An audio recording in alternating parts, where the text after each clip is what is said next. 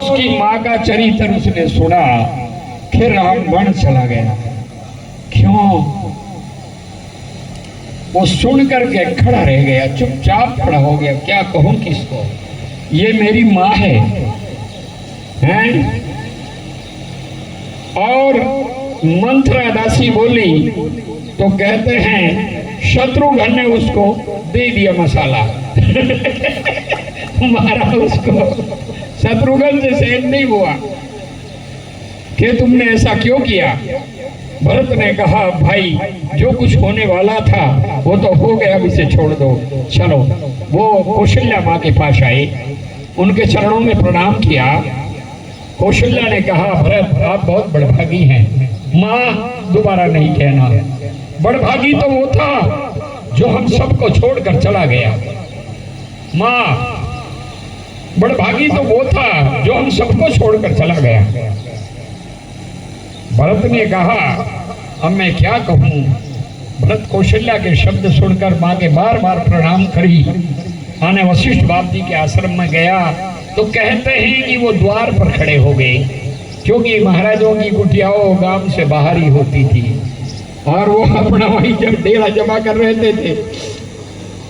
तो वशिष्ठ बाप जी के द्वार पर खड़े हो गए जाएगा भरत जी। और भरत ने कहा शत्रुघ्न हाँ ये सब मेरे कारण हुआ है और मैं वशिष्ठ बाप जी को अब क्या कहूँ, मुझे कुछ समझ में नहीं आता। पर मैं अभी कुछ नहीं, वशिष्ठ बाप जी मुझे बुलावे तभी अंदर आऊंगा, नहीं तो आऊं ही नहीं। वशिष्ठ बाप भरत और शत्रुघ्न द्वार पर खड़े हो गए। वशिष्ठ बाप जी जब से राम गए हैं तब से वो बड़े उदास रहते हैं और शांति में बैठे रहते हैं। और जैसे उसने पीछे को लखाया दरवाजे की तरफ तो भरत और शत्रुघ्न द्वार पर खड़े हुए दिखाई पड़े। वशिष्ठ बाप जी ने बहुत जोर से आवाज मारी, भरत बाहर क्यों खड़े हो, अंदर आ जाओ। भरत ने कोई जवाब नहीं दिया। फिर क्या आवाज मारी, भरत क्यों नहीं आते अंदर, महान क्यों हो गए, बोलो भाई। भरत ने कहा बाप जी आज तक हम कभी आपके सामने बोले ही नहीं, आज तो इच्छा करती है कि मैं आपसे बोलूं। उसने कहा भरत बोल, नहीं तेरा भपका निकलेगा नहीं, बोलते जो भी कुछ आवे। भरत ने कहा बाप जी आप जैसे ब्रह्म ऋषि होते हुए मेरे पिता की मृत्यु कैसे हो गई। बड़ा गंभीर प्रश्न। बाप जी आप जैसे ब्रह्म ऋषि होते हुए मेरे पिता की मृत्यु कैसे हो। और उसको भी छोड़ो कि बाप जी आप जैसे ब्रह्म ऋषि होते हुए राम वन क्यों चला गया। भरत ने राम ने प्रश्न करा भरत वशिष्ठ बाप जी से, बाप जी क्यों चले गए, आपने क्यों नहीं रोका उसको। अरे आप बाप जी आप तो उसे रोक सकते थे, क्यों। आप जो हैं जो पिता की आज्ञा का पालन कर सकता है वो गुरु की आज्ञा का भी पालन करता। आप एक बार कहते राम रुक जा तो वो रुक जाते, और भी नहीं करते तो मेरे आने तक तो उसे रोकते। आपने मेरे आने तक भी उसको नहीं रोका। बाप जी आपको रोकना चाहिए। आप वशिष्ठ ने कहा सुन भरत, सुने भरत भावी प्रबल बिलक कहूं मुनिनाथ, हानि लोभ जीवन मरण ये जस यप जस विधि हाथ। वशिष्ठ बाप जी ने साफ बोल दिया।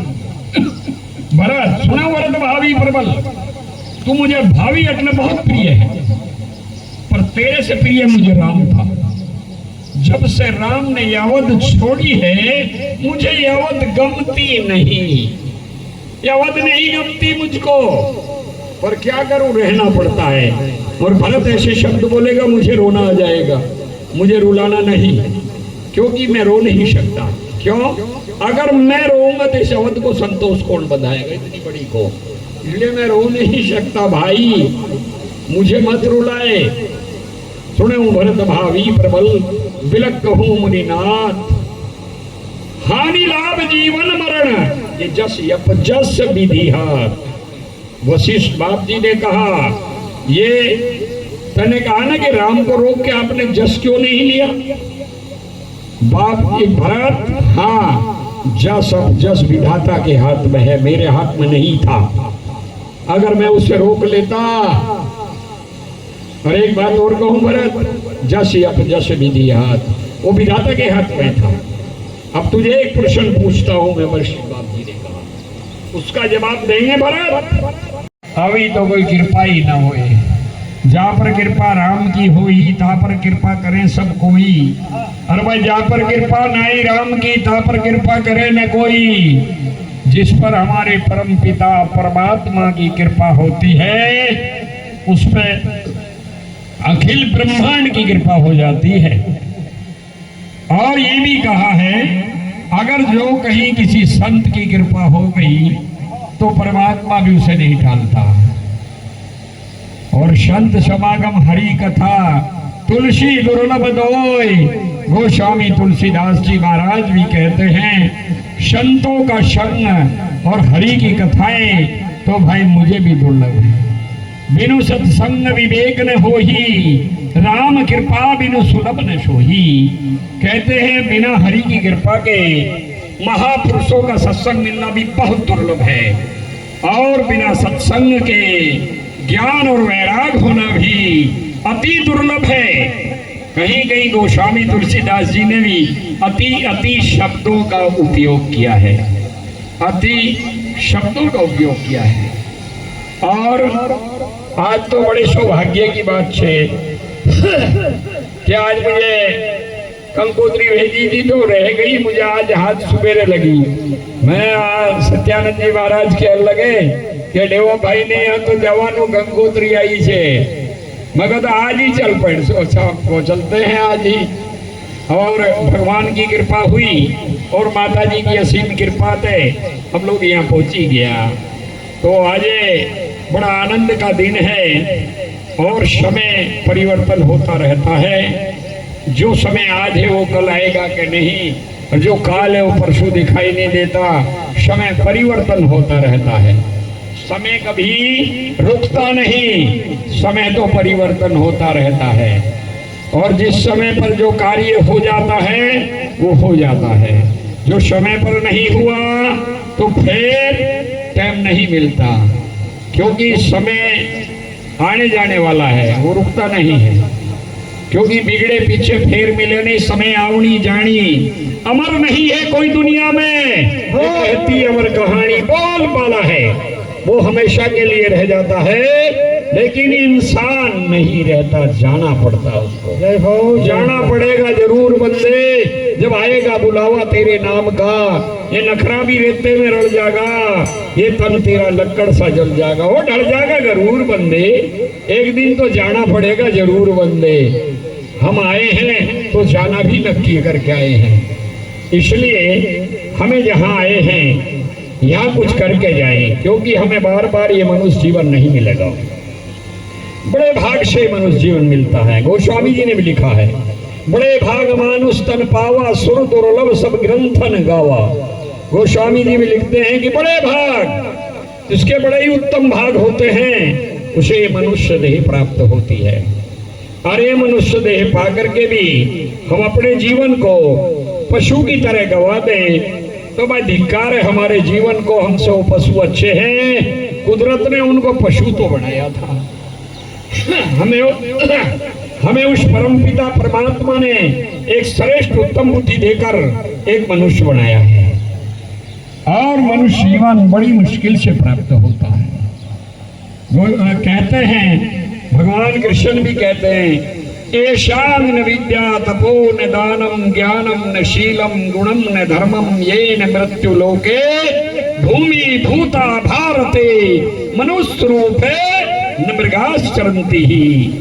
भगवान कृष्ण कहते हैं, हे अर्जुन, जिसमें न गुण है, न शीलता है, न तप है, न दान है, न विद्या है, वो जिसमें न उसकी शुभ वाणी है, वो क्या है? मनुष्य के रूप में पशु है। मनुष्य रूपे न मृगाश्चरन्ति भाई, वो मनुष्य के रूप में पशु है। इसलिए हम पशु नहीं हैं।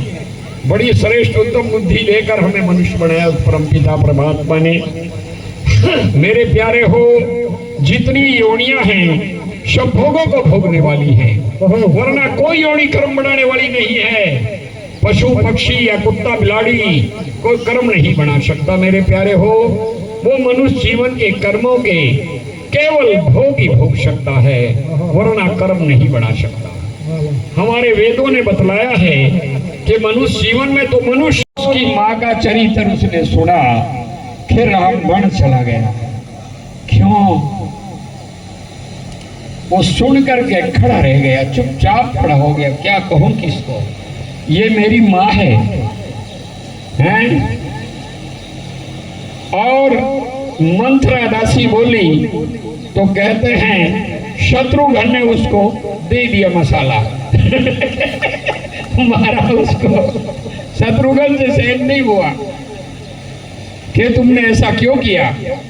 भरत ने कहा भाई जो कुछ होने वाला था वो तो हो गया, अब इसे छोड़ दो, चलो। वो कौशल्या माँ के पास आए, उनके चरणों में प्रणाम किया। कौशल्या ने कहा भरत आप बहुत बड़भागी हैं। माँ दोबारा नहीं कहना। बड़भागी तो वो था जो हम सबको छोड़कर चला गया। माँ बड़भागी तो वो था जो हम सबको छोड़कर चला गया। भरत ने कहा अब मैं क्या कहूँ। भरत कौशल्या के शब्द सुनकर माँ के बार बार प्रणाम करी।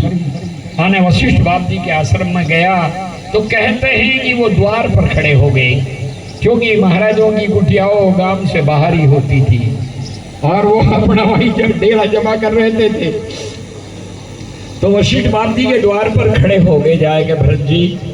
और भरत ने कहा शत्रुघ्न, हाँ ये सब मेरे कारण हुआ है और मैं वशिष्ठ बाप जी को अब क्या कहूँ, मुझे कुछ समझ में नहीं आता।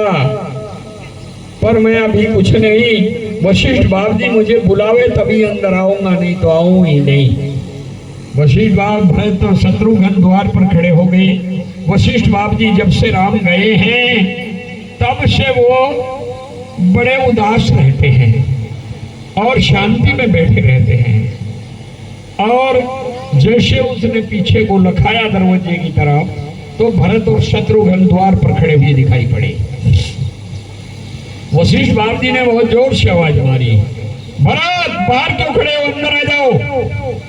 भरत ने कोई जवाब नहीं दिया। फिर क्या आवाज मारी, भरत क्यों नहीं आते अंदर, महान क्यों हो गए, बोलो भाई। भरत ने कहा बाप जी आज तक हम कभी आपके सामने बोले ही नहीं, आज तो इच्छा करती है कि मैं आपसे बोलूं। उसने कहा भरत बोल, नहीं तेरा भपका निकलेगा नहीं, बोलते जो भी कुछ आवे।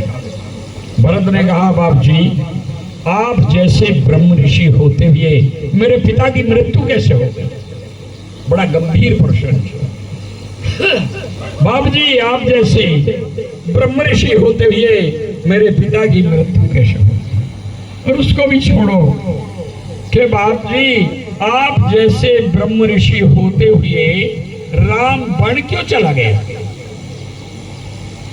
भरत ने राम ने प्रश्न करा भरत वशिष्ठ बाप जी से, बाप जी क्यों चले गए, आपने क्यों नहीं रोका उसको। अरे आप बाप जी आप तो उसे रोक सकते थे, क्यों। आप जो हैं जो पिता की आज्ञा का पालन कर सकता है वो गुरु की आज्ञा का भी पालन करता। आप एक बार कहते राम रुक जा तो वो रुक जाते, और भी नहीं करते तो मेरे आने तक तो उसे रोकते। आपने मेरे आने तक भी उसको नहीं रोका। बाप जी आपको रोकना चाहिए। आप वशिष्ठ ने कहा सुन भरत, सुने भरत भावी प्रबल बिलक कहूं हुनिनाथ, हानि लोभ जीवन मरण ये जस यप जस विधि हाथ। वशिष्ठ बाप जी ने साफ बोल दिया भरत सुना भरत भावी प्रबल, तू मुझे भावी अटने बहुत प्रिय है पर तेरे से प्रिय मुझे राम था। जब से राम ने यावद छोड़ी है मुझे यावद गमती नहीं, यावद नहीं गमती मुझको, पर क्या करूं, रहना पड़ता है। और भरत ऐसे शब्द बोलेगा मुझे रोना आ जाएगा, मुझे रुलाना नहीं, क्योंकि मैं रो नहीं सकता। क्यों? अगर मैं रोऊंगा तो इस अवध को संतोष कौन बधाएगा, इतनी बड़ी को, इसलिए मैं रो नहीं सकता। भाई मुझे मत रुलाए। सुने भरत भावी प्रबल बिलक कहूं मुनिनाथ, हानि लाभ जीवन मरण ये जस यप जस विधि हाथ। वशिष्ठ बाप जी ने कहा, ये तने कहा ना कि राम को रोक के आपने जस क्यों नहीं लिया? बाप एक भरत, हाँ जस अब जस विधाता के हाथ में है, मेरे हाथ में नहीं था। अगर मैं उसे रोक लेता, और एक बात और कहूं भरत, जस यप जस विधि हाथ, वो विधाता के हाथ में था। अब तुझे एक प्रश्न पूछता हूं मैं, वशिष्ठ बाप जी ने कहा, उसका जवाब देंगे भरत?